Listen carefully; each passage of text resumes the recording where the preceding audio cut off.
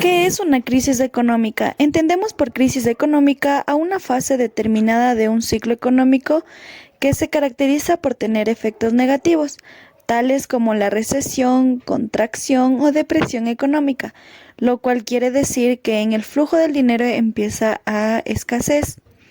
La crisis económica son un fenómeno frecuente de las sociedades contemporáneas, sobre todo de las pertenecientes al llamado tercer mundo, cuyas bases industriales y económicas no siempre son muy sólidas o depende del precio del mercado de la materia prima de exportación. Por ejemplo, en todo caso, en el mundo interconectado de hoy, la economía global a menudo experimenta fluctuaciones y tropiezos de cara a sucesos imprevistos o a fallos regionales que desestabilizan el sistema financiero como un todo.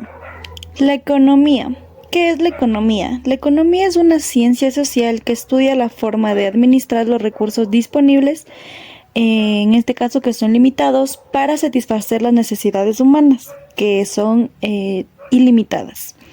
La ciencia económica analiza el comportamiento, las decisiones y las acciones de los humanos, o dicho de otra manera, estudia cómo las personas, las empresas y los gobiernos toman decisiones relacionadas con la producción, distribución y consumo. Una explicación sencilla sería los recursos del planeta que son escasos y desgraciadamente no podemos disponer de todo. No puedes comprar 20 casas ni a tu hijo le puedes comprar 10 helados al día. Por eso nos vemos obligados a administrar esos bienes para conseguir lo que nos falta. Quizás puedes comprarle 10 helados al día, pero es la mejor decisión económica para tu hijo. Podríamos decir que, en resumen, la ciencia económica estudia la toma de decisiones de los individuos, las organizaciones y los estados para asignar esos recursos escasos. Escuela de la Fisiocracia, siglo XVIII. La fisiocracia fue una de las primeras escuelas económicas modernas. Su principal idea fue: la naturaleza es la única fuente real de riqueza, pues la agricultura es la única actividad que genera un producto neto. El comercio y la industria solo transforman la riqueza pero no la crean. Su principal exponente fue Francois Quesnay, que creó el cuadro económico, un modelo que muestra el flujo de riqueza entre los sectores de la sociedad. Escuela liberal, siglo XVIII y XIX, también conocida como economía clásica. Fue iniciada por Adam Smith, autor de La riqueza de las naciones. Sus ideas principales son: la riqueza de un país se basa en la producción y el comercio, no solo en la agricultura. La mano invisible del mercado regula la economía de manera natural, sin necesidad de intervención estatal. La competencia es clave para la eficiencia económica. David Ricardo y John Stuart Mill desarrollaron teorías sobre el comercio internacional y el papel del capital en la economía. Escuela marxista, en el siglo XIX y XX. Karl Marx y Friedrich Engels desarrollaron una teoría crítica del capitalismo. Sus ideas principales incluyen el capitalismo general, desigualdad, porque los empresarios, burguesía, explotan a los trabajadores, proletariando. La historia está determinada por la lucha de clases entre los dueños del capital y los trabajadores. El valor de un producto depende del trabajo invertido en teoría de valor y trabajo. El capitalismo es inestable y lleva a crisis recurrentes, lo que en el futuro conduciría a una revolución socialista y la eliminación de la propiedad privada de los medios de producción. La escuela neoclásica, que es una de las principales preocupaciones en el enfoque neoclásico, fue la asignación y distribución óptima de los recursos en una sociedad. Además, apoyaron firmemente el libre comercio como motor de desarrollo económico y como una forma de aprovechar las ventajas comparativas de los países. De acuerdo en la escuela clásica, el valor de los bienes se aplican por sus costos por el lado de la oferta. Por los neoclásicos, en cambio, el valor de los bienes se se explica por la utilidad marginal. Esto es el valor que se asigna a la unidad consumida por el lado de la demanda. La escuela neoclásica de la administración es una corriente académica que se fundamenta en poner en práctica en el proceso administrativo los conceptos de la teoría clásica. De hecho, por la importancia que le dan a la práctica administrativa, hacen que sea conocida como escuela operacional o del proceso administrativo. Sus principios son utilizados por la mayoría de las organizaciones en el mundo.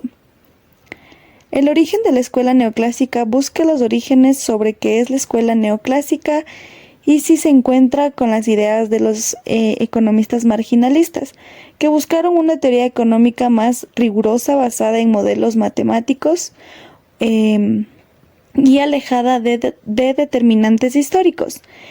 En esta búsqueda se encontraron estos tres grandes escuelas neoclásicas.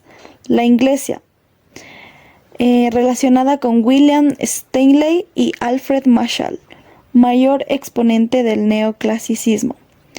En austríaca, la escuela austríaca incluyó a Karl Menger, quien desarrolló los fundamentos del análisis marginal, y la francesa, en donde destacan Leon Walras, quien desarrolló la teoría del equilibrio general y el concepto de utilidad marginal. Escuela del keynesianismo, siglo XX. John Maynard Keynes desarrolló su teoría en respuesta a la Gran Depresión de 1929. Sus ideas principales son: la economía no siempre se autorregula en tiempos de crisis. El desempleo puede mantenerse alto por mucho tiempo.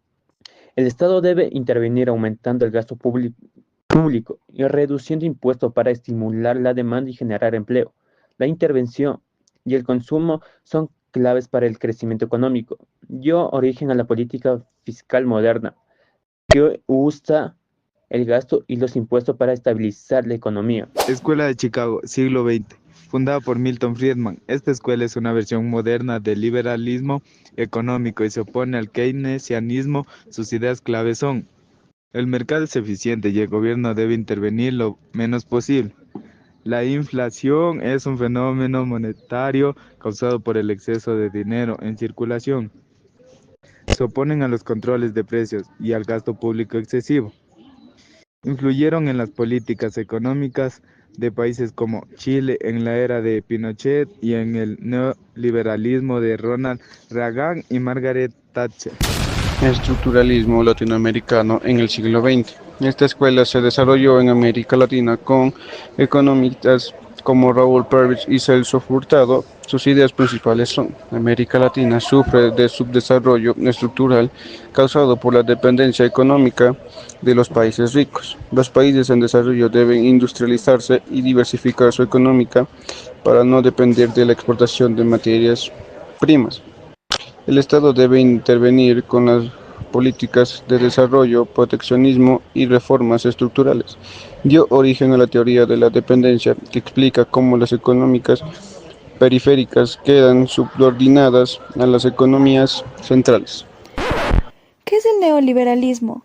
El neoliberalismo es una corriente de pensamiento económico y político basada en el mercado de libre competencia.